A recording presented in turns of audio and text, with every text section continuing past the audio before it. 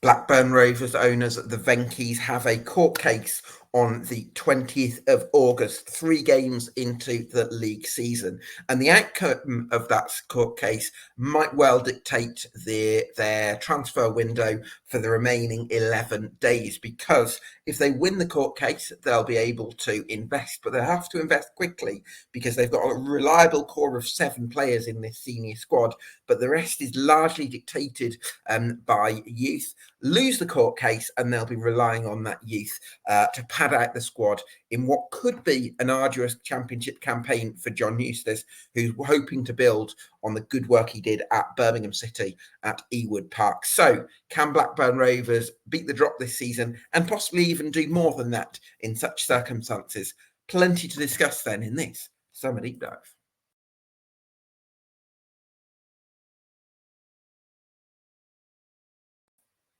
Yes, welcome along to this Summer Deep Dive here on EFL Debate. One of 72 we're doing club by club across the EFL between mid-June and mid-July. In fact, this is the last episode, so if you followed the series so far, I hope you've enjoyed it, and give us a subscribe or a review on Spotify, because that would help us out a lot. For now, I'm delighted to be joined by 3 Blackburn Rovers fans. First of all, James Marsh.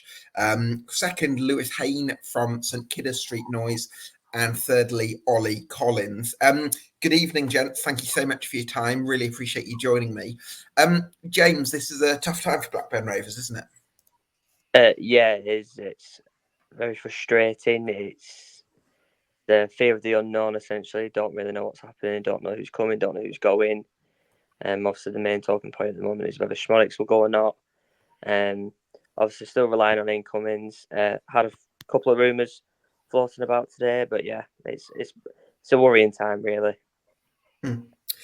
Ollie, is that Sammy Smodics, the future of Sammy Smodics, sort of dictating where a lot of the talk is in the fan base? Look, I mean, he had an incredible season last season, and no one could deny the boy a move. If you're going to knock in 33 goals in what has been a god-awful season, and it was a terrible team last year, it was absolutely appalling. You deserve your move. So take away the circumstances regarding the ownership. The boy's always going to go for a move. We can't stand his way.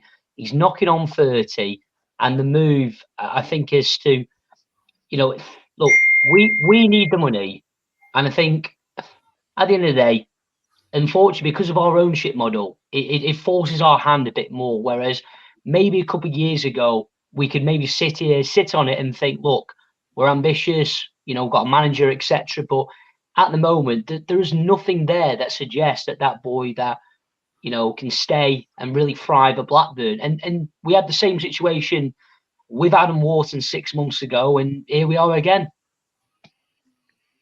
Yeah, absolutely. Lewis, what did you make of the job John Eustace did last season? I think it was he managed what he was brought in to do at the point that he was brought in. But I think that he's still got a lot to prove in terms of how he takes us forward in the long term. I unfortunately think that although he's kind of emphasised the existence or what he wants to build as a no excuses culture, he wants to change that from the past. I do think his patience will wear thin, because I don't think he'll get the support that he's needed at this current time. Because that's been a problem with previous managers. I think it'd be the same. I think it'd be the same for him, unfortunately. James, Eustace has done well in a very similar situation at my club, Birmingham, where optimism levels before the 22-23 campaign were absolutely on the floor, and most fans expected relegation, which is kind of ironic because we actually relegated the season after, when optimism levels were a lot higher going into it. But I think this is somebody who can really galvanise squads, and even when it's very thin on depth and reliant on youth, he can create a good connection between the club and fans, and he can keep a harmonious dressing room. So do you think that he's going to need to use all of his man management qualities to take him into this season at Ewood Park?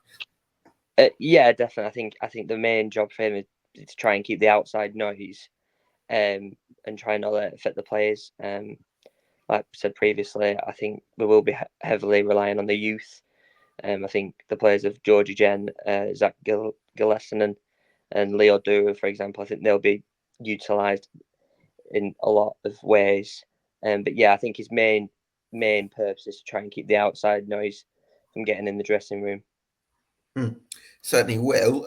Ollie, the youth academy at Blackburn Rovers is particularly strong. James has mentioned a few hot prospects there, like Leo Duru. I think you've got a striker from who's Eastern European, who's 16 and scored against PSV when he was 15 in under 21s football. So clearly a prodigious talent as well.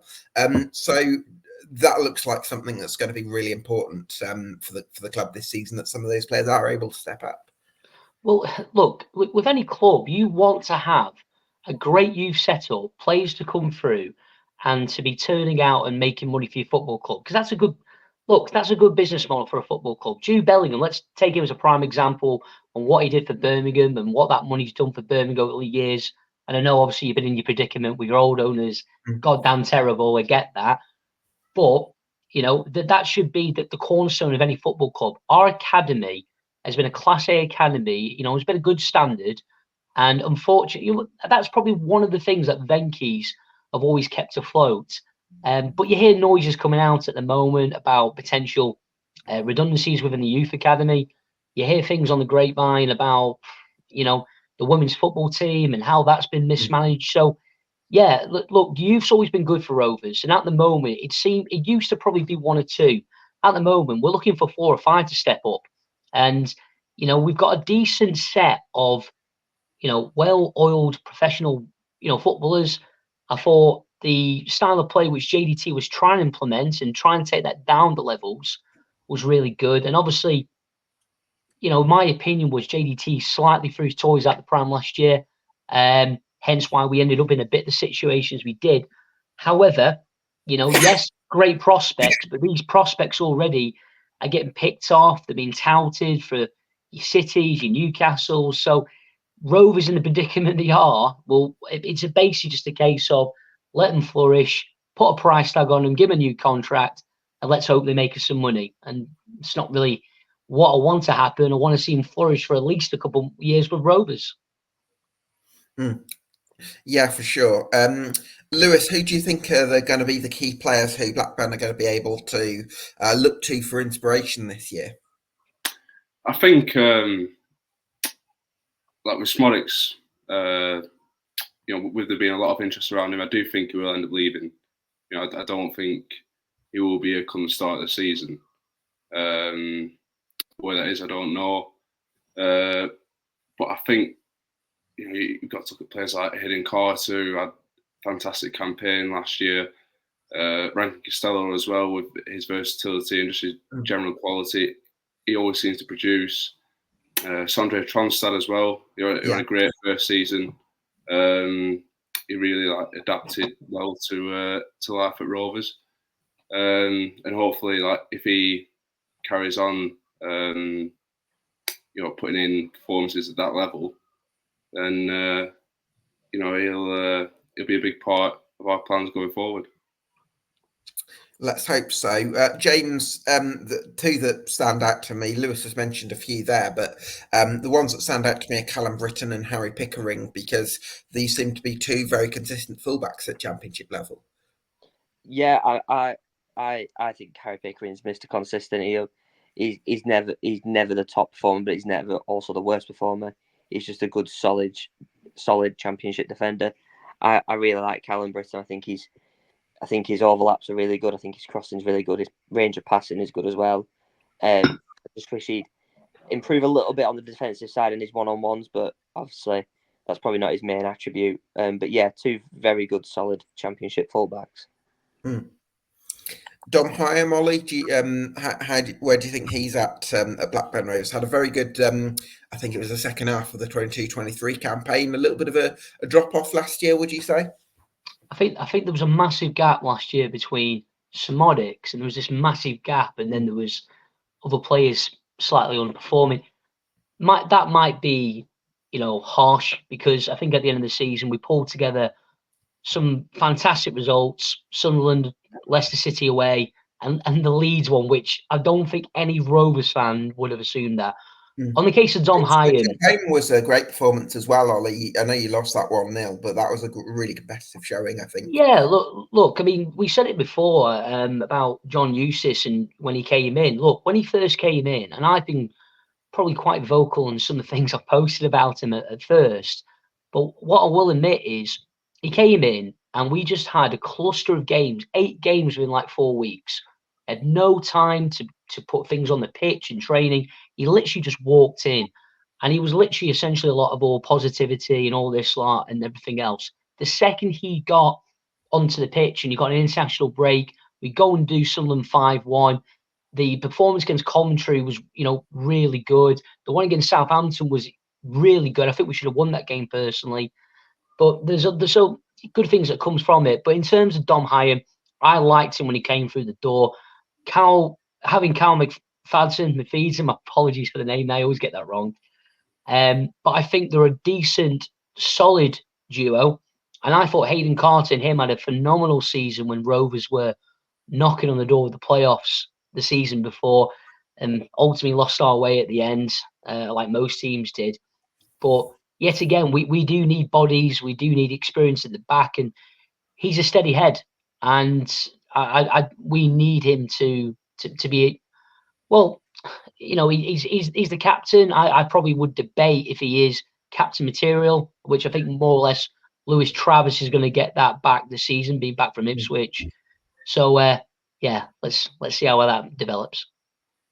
Lewis, Ollie mentioned Lewis Travis there, and I think he's going to take on quite a bit of importance because that sort of more advanced midfield spot beyond Sondre Tonstad, who I do think had a great season last year, you do look a bit dry and a bit short of options in that position especially. I'm sure there's lots of areas where we could say that about Blackburn squad, but sort of the more advanced midfield spots look a bit short.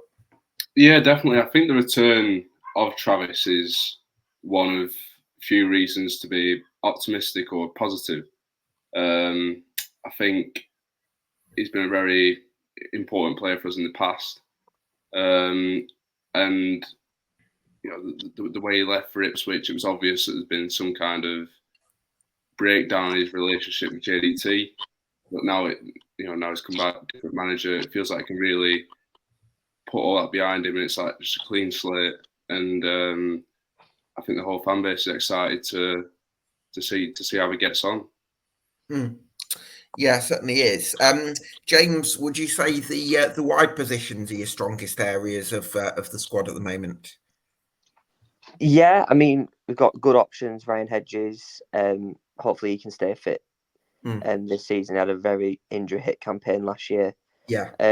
I like Dolan. It frustrates me at times. I think he does too much. Do you see him as a wide player, or do you prefer him down the middle? I can take either or. I think personally, I prefer him on the wing. I just think his lightning pace and the skills he likes to do probably suits him as a winger better. Obviously, Arne Sigurdsson again kind of had an injury hit campaign last year, so hopefully we can see the best of him this year. And then we've got obviously Zach Gillespie, and I think is how you pronounce it. He's up and coming. He's one I'm really quite excited about, but I've heard that he's going to miss the start of the season due to injury, which is a shame. I do think we need a winger. Really? You've Mark Hande there as well, James? Yeah, I'm not too convinced by Mark Hande. Personally, if in my pecking order, he'd be the last choice. Personally, he just hasn't really set the light above since coming from Spurs. I know he's had a few injuries as well, but for me, I think we do need another winger just to someone with real lightning speed and can really go at defenders. Interesting. I mean, Ollie, I think if you need to strengthen out wide, then that shows that it's a squad that's definitely in need of, I don't know, 9 or 10 additions. Ideally, whether you'll get that many, it feels like the time's marching away from you, probably. I mean, to put it in, I said this to some people speaking to before. In shopping terms, at the moment, it's almost like we're shopping in the reduced section in Tesco's or something, right? Because I can't see us merely getting anything in. We're always linked with people, okay? And I say this to a lot of the lads and the girls, and other people out there who do, Rovers fans, that we get linked with players. Unfortunately, we have one of the lowest wage budgets in the Championship, and that's a reason, okay? Economically, Venkys, whatever you want to call it, but we have got one of the lowest wage budgets in the Championship. We've got some players on half decent, like Sigurdsson. He needs to pull his finger out a bit more next year. Yes, it was a bit injury driven, but at times he'd show those glimpses of this guy who's had Champions League experience from from when playing for, Spartak Moscow or CSK, one of the ones as well. But at the moment, it's a case of getting people out to get people in. And as the lads will probably tell you as well, even at the moment, if we were Simonics was to go for 20 million, I don't think we've got any confidence that any of that money might even allow us to go out and spend. And as Rovers fans, we are optimistic. We're not sitting there saying we want 20 million, but we need something to at least compete this year. Yeah, I mean, I can sort of understand, Ollie, why a lot of fans don't want Smodics to go, because you're thinking we're not going to trust the Venkys to reinvest. So I do see that. Maybe Smodics, it's saying, is your best shot at Championship safety. At the same time, I just look at it. You've let Adam Armstrong go, walk out on a free. There's been other prolific goal scorers that you've had, Ben Brereton Diaz, that have scored 20, 25 goals in a season, and then you've not seen many for it, and I just don't think that's sustainable, Ollie. No, I look. I mean, in terms of Adam Armstrong, we actually sold him for 20 million, but Newcastle retained 40% of a sell-on clause, so it's decent business. Brereton's the big one for me. We gave the boy a platform. For some reason, this guy gets spouted as on Football Manager as being Chilean. All of a sudden, he turns into prime, like Thierry Henry. I don't know. No one can ever work out why that happened, but it did. And I know a fair few lads who put that bet on for him to score 20 goals within the first Championship season of 5,000 to 1. No one would have assumed that, but it is what it is. But we should have tied players down. We've let Joe Rothwell go for peanuts in the past. So many good players that we used, and Rovers, and this is probably going back years. And all right, we had the Premier League behind us there, so we had the Duffs and the Duns, and we could get decent money for these players and everything else. In times, we've been so off it with the contracts. We're getting to players within 12 months left. Their agents are in their ears. They're telling them they can get a sign-on fee of a club for bigger than that as well. And yeah, don't get me wrong. When you turn up to Ewood Park and you're playing in front of a half-empty stadium in the nicest possible way, and not to bring us all down here, and we've got a board upstairs and we've got an ownership model who just are never there. They're just never there in whatever capacity. Not even on a video call. They're just not there. Yeah. And yeah, you do really worry about what we can do. That's a massively worrying thing in terms of the information, communication, clarity, knowing what's going on, and especially when there's question marks, I guess, over Steve. And this, by the way, is a question or a point to the panel, so anyone feel free to chip in at this point. Question marks over Steve Waggett as well as the actual owners themselves. Yeah, Steve Waggett is. There's not enough bleeps to cut out what I think of it, of how he does things. I think it was when he appointed Greg Broughton, I was really excited by it. I thought his first year was really good, and then obviously it's tailed off towards the end. And apparently he's now negotiating the transfers. I mean, he was in charge when Joe Rothwell was allowed to leave on a free. Darrell Lenihan was allowed to leave on a free. He's just not cut out for board level. I mean, you see, he did something similar with Coventry as well before they got took over by Doug King. So, yeah, I'm not a massive fan of him at all. It feels like recently with the departure of Greg and other members of backroom staff, it feels like he almost doesn't want to trust anyone with anything anymore. He's just kind of like grabbing all of the power and making all the decisions.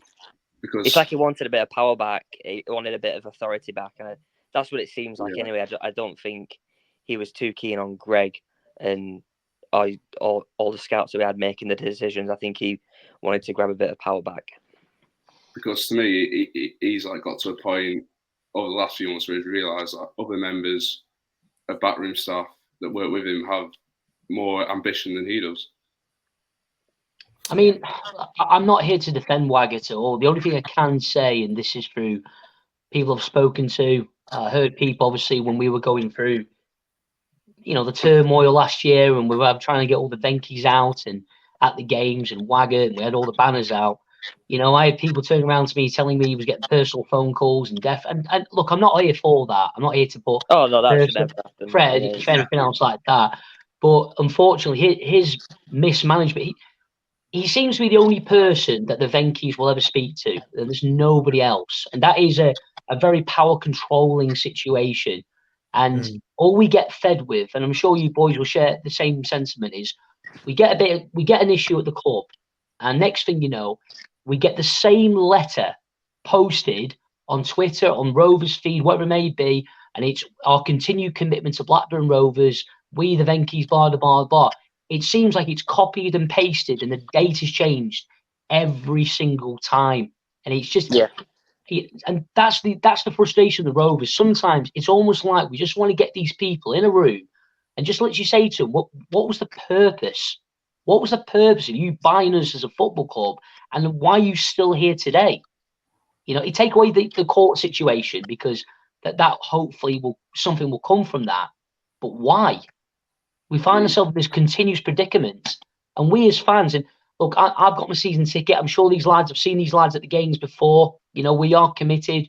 We still go, but there is that fan base that we are missing, that additional 4,000 or 5,000 people, because Rovers is a small town. We've got a stadium way bigger than what the population is. We need to grab that other fan base back, and unfortunately, that fan base is going further and further away. Would you not argue, Ollie, that there's been people? There was I don't know if I'm going to get the title right here, but there was some sort of engagement officer, some sort of diversity engagement officer who did quite a good job of creating a what was it, a prayer room for people from different religious communities and things like that.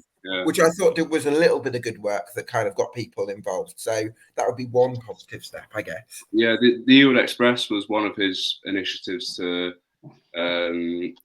try and bring people who wouldn't ordinarily attend Rovers games, people from like the Asian community in Blackburn, and that's probably been one of the positives surrounding Rovers over the last few years.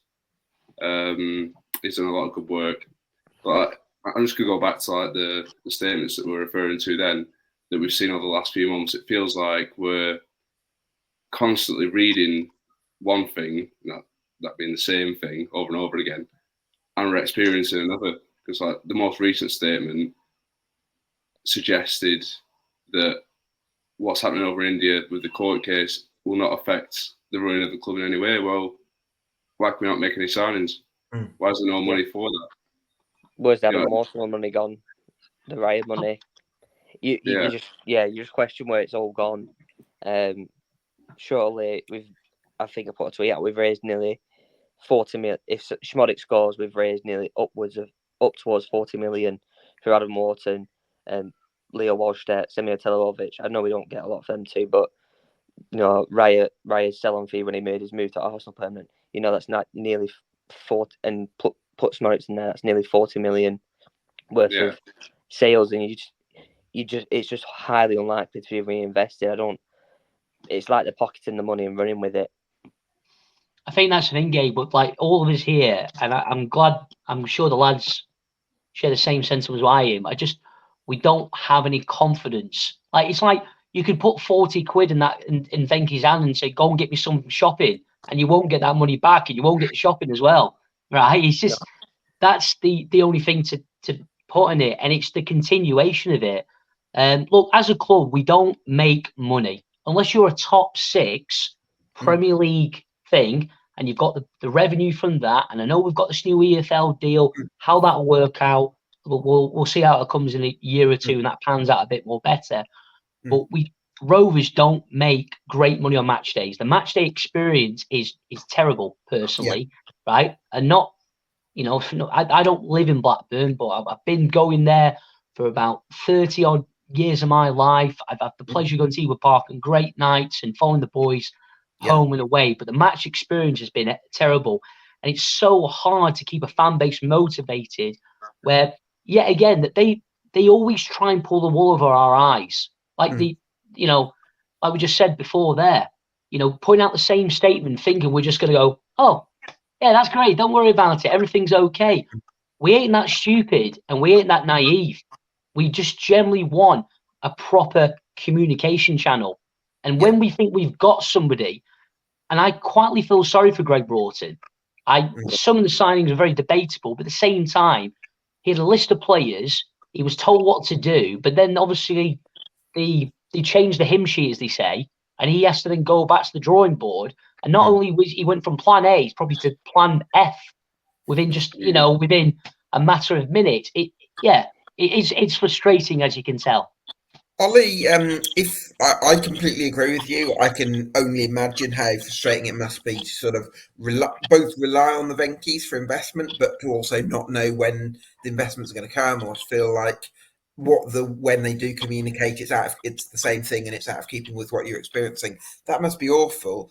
I suppose if there's one positive thing from the Venkys, it would be that they've written off a lot of debt, is my understanding. So basically, the club owe them an amount of money, and they've been happy to write that off. So yeah, look, if anybody buys a football club nowadays, yet again using the Premier League model, you're not going to make money unless you are in that bracket, the top six. Okay. So the next question becomes, what are you in it for? Look, Venkys have done a lot of things outside the football club. They've done things for the town, from what I've heard, things that will not be written about. I don't want to go down the words, are they getting discriminated? Is it because of, their ethnicity or anything like that? That's a different argument. Some people probably maybe jump on that. But they have done a lot of good things at times. When they first came in this club, and this is going back to 2012, 11, I can't get my dates exactly right, all they had to do when they took over from the Walkers is entrust the current board. And I wish to this day that somebody should have been in their ear saying, look, if you keep John Williams and if you keep this board in charge, right, then you can do something. Straight away, all those board members weren't sacked, but they were basically just made to feel like they were not wanted. And obviously through Anderson and Steve Keane and all these other mishaps as well, it just turned so sour so quickly. It's been, look, I can think of worst ownership models, and as a Birmingham fan, you could probably, share the sentiment. I've got mates who are close Blackpool fans. They've been through a torrid time. I don't think ours is massively on that level, but they've got money. They're a multi-billion-pound company away from football. They've got a lot going from on the outside. Yeah. So the question is, what do you generally want to do with us? Are you marketing yourself to get into the European market and try and compete as a KFC? Because that ain't going to work.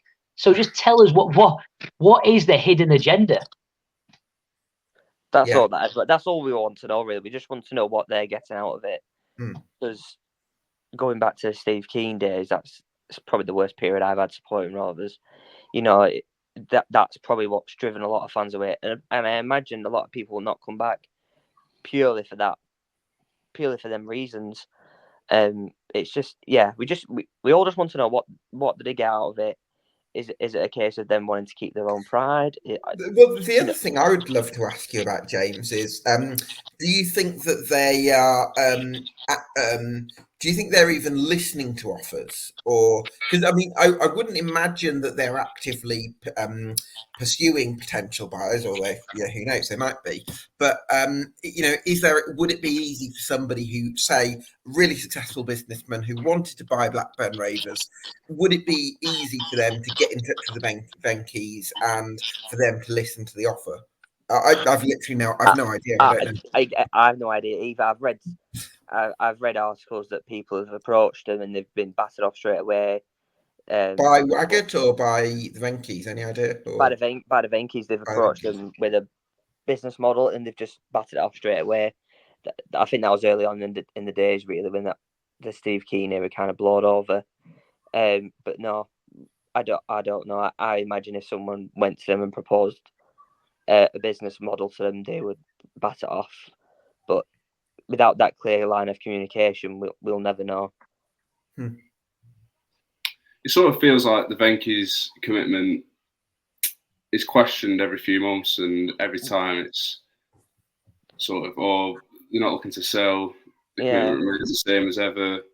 But it's like, Lewis, it's like it's staying in limbo, because it's not like the Venkys have left the club completely to rot. Like, it has been, to some extent, a functional Championship football club, which for me kind of only adds to the confusion. It's like, what do they want to do? For the most part, I'd agree, but because they are pumping the money in, and that is better than Rovers just ceasing to exist, obviously. But it feels like we're standing still at best, and no fan wants that.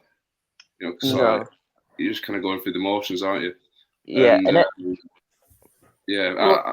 I saw not so long ago that Alan Myers, who used to work for the club, during his time, he was aware of potential bidders. I think a group from Brazil and a group from the USA as well. And they were both turned down by the Venkys. So I don't think their approach has changed, unfortunately. No, I mean, every now and then they do something where you think, oh, have they turned a corner? I mean, they splashed 5 million on Gallagher and 7 million on Brereton when they first signed, and then they signed players. You managed to attract a Champions League winner in JDT and managed to get a director of football in Greg Broughton, and you think, maybe we've turned a corner here, and then Lewis O'Brien deal collapses, and then the Duncan Maguire deal collapsed, and you think you're going 10 steps forward, and then something happens and it takes it 25 backwards. It's really confusing at the best of times, and so I can only imagine what it is for an outsider to try and get a grasp on it. But you're totally right. I mean, you just remind me there, but the transfers have just been, in terms of the dealings, have just been bloody awful. And I remember doing a post about Lewis O'Brien. I was quite excited by this. This was a signing for JDT. There was a player who can hold the ball really good in the middle, dictate play. I think, wow, we're making a move here. We're actually making a proper move. We're sitting quietly in the Championship. This is good for us. And then a couple of days afterwards, he gets released about literally simple things. Things on that football club where you pay a decent amount of money for a chief executive or somebody to run the rule over documentation, which is ultimately for the football club. And then when you think, right, it happens, you don't hear anything about anybody getting sacked or, sent, whatever it may be. And the next thing you know, it happens again. And it happens again. And he's sat there going, is the tea lady doing this or something? I don't know. You then start scratching your head. I can imagine it put clubs on alert and not wanting to do business with us. And I think that might be a reason as to why we've not signed anybody yet, because agents and players have been put off due to what's happened in the past. And it will have a massive impact on our reputation. That's a great shame, because I always think of Rovers being like this great historic football club. We're a fantastic reputation, and unfortunately, over the last two January transfer windows, that's been dragged through the mud with what's gone on. It's terrible. Yeah. Really. We used to be known as a club that looks after its players and looks after its new signing and take due diligence with it and take care. But I mean, the Lewis O'Brien one, I can kind of forgive it, because I had massive respect to Greg Broughton for taking all the stick for it when he probably shouldn't have done. And then the Ethan Brierley one, which again was a similar scenario, but the Duncan Maguire one was just completely unforgivable. We can't. The fact that it happened 2 January transfer winners in a row, it's just completely unacceptable and laughable, really. And I think at the moment, Maguire is like another example of silence from the club, because when that fell through at the end of January, we were told that negotiations would reopen in the summer. Yeah, but and that all just seems to be quiet. We're not hearing anything at all. So what is actually going on there? Yeah. Look, I don't think we're all naive. Like when I say this about if the Venkys were to go tomorrow, I'm quietly confident we would find some more owners. All right. When they put out statements like we've had offers, sometimes in my head I'm thinking, are they just saying that to give the fans reassurance, like, we're still well thought of? At the moment, the only thing I can think of, I've got no ears on the ground to this, I don't have any inside information whatsoever, but if I'm a potential buyer, I'm looking at the Venky situation, and if the worst in their scenario is happening, because I'm thinking from our point of view, but their scenario, then hopefully we should have, I want not a massive queue, but we'll have a hopeful queue of people willing to snap their off their hands very, very quickly. And the argument will be obviously be careful what you wish for, but they've always backed us, they've always funded us. The whole mismanagement of it and the whole and Gabe, the lads will say the same thing. We keep repeating it. It's communication all day long. It's the consistent lies. It's the underlining and making fans. And don't get me wrong, just because I pay in my season ticket, I don't think I've got shares in this football club and I can tell people that are multi-billionaires of how to do this. We're custodians. I don't go and tell McDonald's what to put on their menu because I spend 15, 20 quid a week, but at the same time, we're passionate football fans. We're the soul, we're the blood of the football club. And, we'd like to think in some way we're the ones that will make that club breathe for years and years to come. And they don't give us the time or day. Yeah, that's very frustrating. It's a tough situation. There's not an immediate resolution to it. Hopefully a solution and a buyer can be found in due course. But certainly a tough era for the football club at the moment. With that in mind, James, I'm going to come to you on this first. Two-part question. A, is the expectation for this season just survival? And B, if it is that going to be difficult for generations of fans that have seen Blackburn Rovers win the Premiership and have seen you play in Europe, and just to accept survival in the Championship? Yes, I think the main target will just be to survive. I don't think that will be the target of Eustace. I don't think that's what he would want. I think he would want to have an improvement on last season. I think he'd want to aim for mid-table, but at the current situation, the matter of fact is I think it is just a matter of scraping survival. And as fans, I'm speaking on behalf of myself. I don't obviously some people don't agree. I don't want to be battling for survival every season. Maybe if we're in the Premier League, then I could accept it. But for a club like us and the history we had, we should be challenging for the higher mid-table playoffs, possibly. For myself, I just want to see an improvement every season, whether that be on the pitch, off the pitch, or both. I just want to see improvement year on year. And at the moment, it seems like we're just going completely backwards. We look like we improved that first season under JT. We missed out on the playoffs. You'd think that'd be a really good. I thought there were some really positive signs at that point. By the way, I looked at you had a clear identity, a bit more of a strategy. I was actually getting quite excited about Blackburn. So yeah. I thought that was the point where we would, and I said to my dad, I said, if we kick on over summer and get some really good, get some good players through the door, then I think we would have a real chance at it. But obviously, it's never transpired to be like that. But yeah, it's just it's like 5 steps forward and 20 odd backwards. We're just in limbo all the time. It's frustrating. But if we're just doing survival year on year, it will get to a point where the upcoming generation will just prefer to go and watch your Cities, your Liverpools, your Uniteds. So it's really trying. Actually, James, I wonder if there's going to be some that are driven to Accrington, Stanley, and other clubs down the road. Preston are doing a bit of an improvement year on year, and obviously you've got them lot down the road as well. They've had stints in the Premier League. It's improving off the pitch and improving on the pitch, but it's also about improving everything, that the engagements around it, your match day experiences and stuff like that. All that just needs to be improved. But yeah, fans won't stand for just basic survival year on year. Ollie, how do you feel about it? I think it is looking like survival this year. And I mean, last year I couldn't believe how we went from an early start off the back end of a really good season the season before. But yet again, I thought the season that JDT, 1 win in the last 10 was not good enough. So we deserved to finish outside the playoffs. I would generally take, and I think Eustace is up for not a free hit, but I think you said it at the start of the programme they gave about what he did at Birmingham City, low expectations.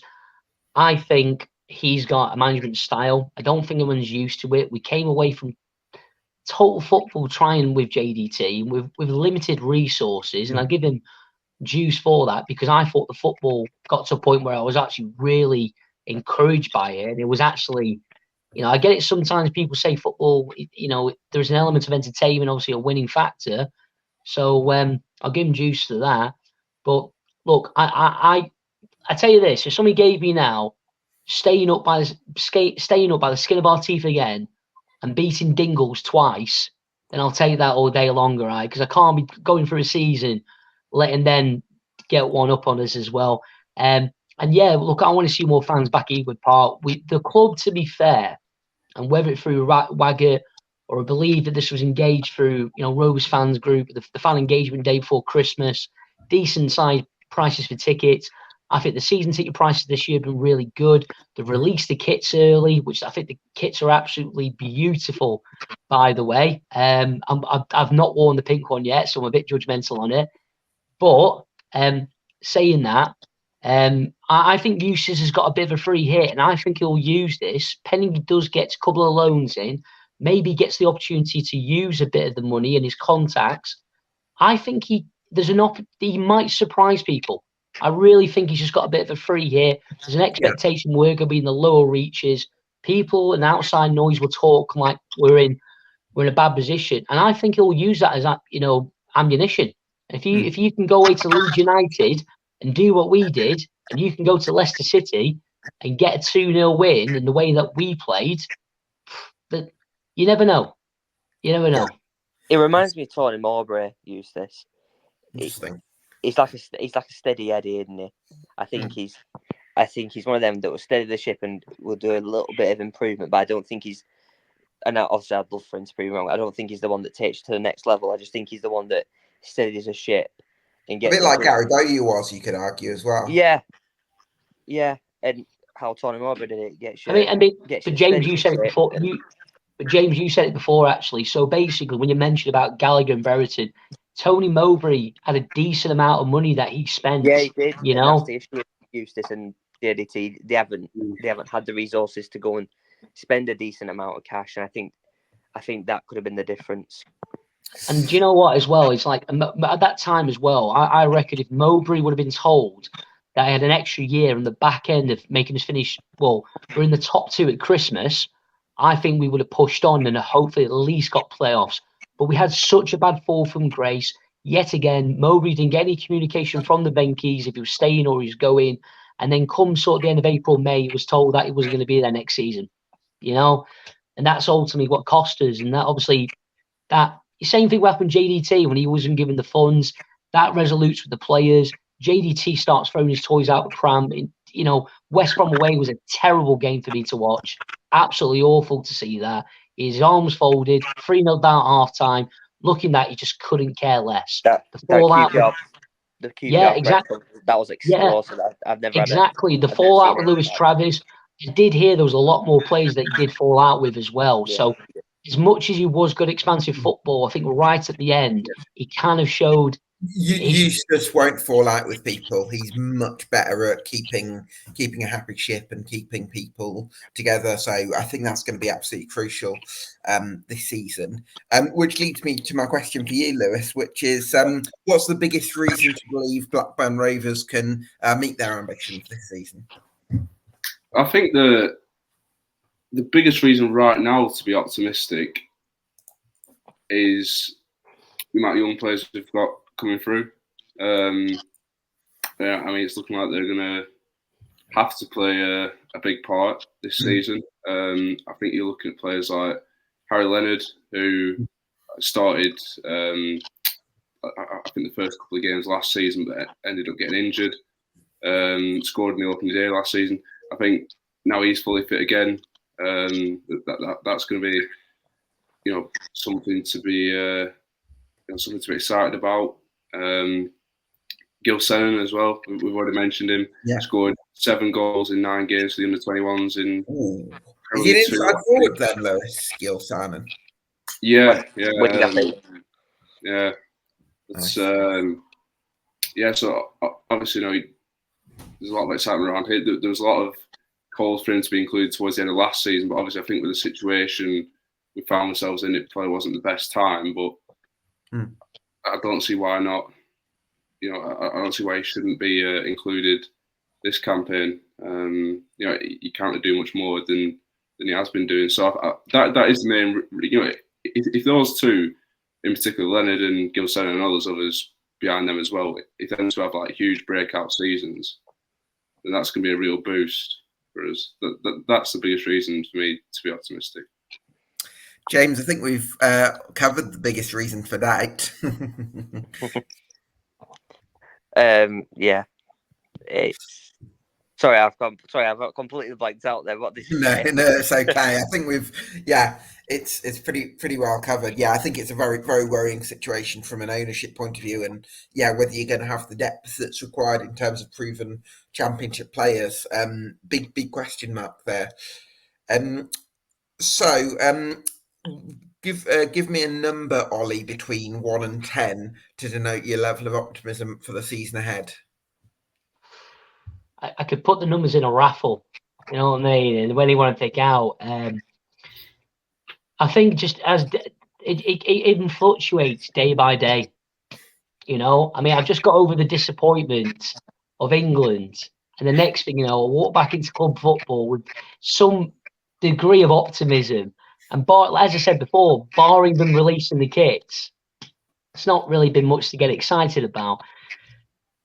I'm gonna stick it at a 5, and that sounds really. I don't want to be a negative out whatever, and that, but there's not much out there at the moment which really makes me buy into my optimism. And don't get me wrong, I've got a season ticket. I'll follow these boys home and away because I absolutely love them to bits. I generally mean that.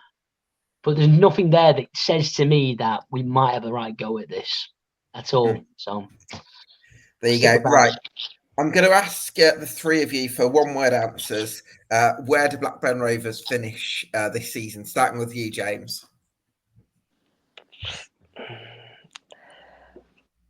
16th. 16th. Okay, a bit more on the optimistic side. I'm an optimistic fan, but there's nothing to get You've done well. about. You've done well. Yeah. Lewis. Regardless of kind of like everything that's going against us right now, and the fact that we haven't made any signings, I don't want to come on here and say that we're definitely like going down or anything, but I do think we'll be in the bottom 6. I'd be very surprised if it was anything more than that, unfortunately. Bottom 6, okay. Well, I'll accept that as an answer. Ollie, what about you? What are you going to say? Again, I think we'll flirt with relegation again, but I think with you, as long as we've got Eustace, I think we'll pull through, and I think 15th. All 15th. There you go. Well, okay, a little bit more optimistic than I was expecting. Listen, I'll take 16th and beating Dingles twice, though. That's what I'll say. Listen, we all want to beat the Dingles this year. I don't care how we do it. No, I just want to beat the Dingles. That's all Rovers fans want. We'll take it all day long. Hopefully, a 95th minute winner against at Turf Moor in front of the home end. No, that would be brilliant. Listen, gents, such a pleasure to have you on this podcast this evening. Thanks so much for your time. You can go check out St Kidder Street Noise, Lewis's podcast there. Thanks to James, Ollie, and Lewis. Thanks to you for watching at home. This has been the EFL Debate Summer Deep Dive on Blackburn Rovers. Get yourself subscribed on Spotify and on YouTube. Leave us a review or a comment as well. And we'll see you again very soon. And that's been the complete set for the Summer Deep Dive for this summer as well. So hope you've enjoyed them. And we'll see you back for the other episodes in due course.